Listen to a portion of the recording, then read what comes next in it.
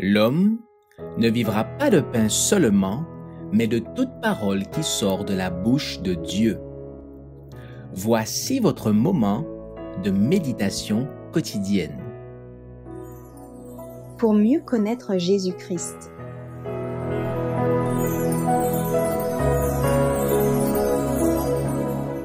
La justice que Dieu demande, le 18 avril. Car je vous le dis, si votre justice ne surpasse celle des scribes et des pharisiens, vous n'entrerez point dans le royaume des cieux. Matthieu chapitre 5, verset 20. La justice des scribes et des pharisiens avait un caractère égoïste et consistait en des formes extérieures. La justice que Dieu demande est à la fois intérieure et extérieure. Le cœur doit être purifié, sinon le Christ ne peut y habiter. La vie entière doit être conforme à la volonté de Dieu. Des formes extérieures ne peuvent remplacer la piété intérieure. Les docteurs juifs se vantaient d'être justes. Ils appelaient maudits ceux qui différaient d'eux et leur fermaient la porte du ciel en déclarant que, faute d'avoir passé par leurs écoles, ils n'étaient pas dans la vérité.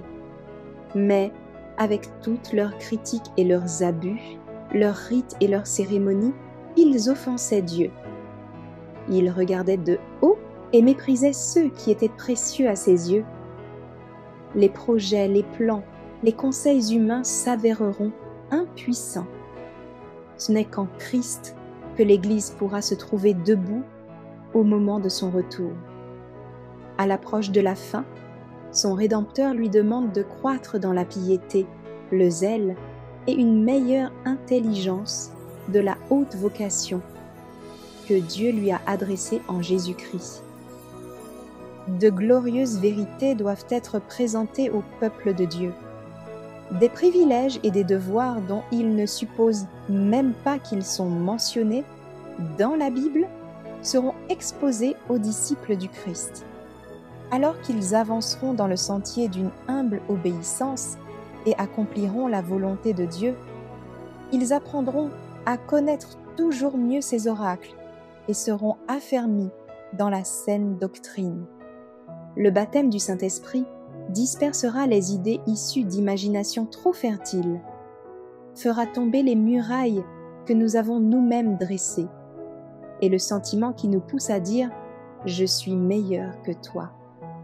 Nous serons tous animés par une foi et un amour plus abondants. Le moi ne sera pas exalté.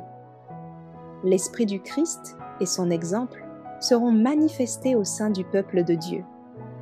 Nous suivrons de plus près les traces du Christ. Nous imiterons mieux ses œuvres. Son amour remplira nos cœurs.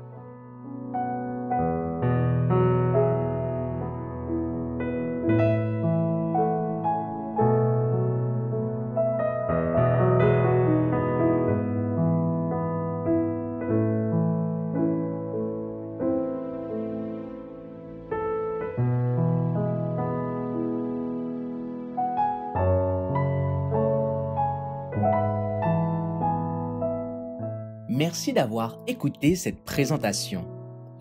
Assurez-vous de nous rejoindre demain pour votre moment de méditation quotidienne avec lereste.org.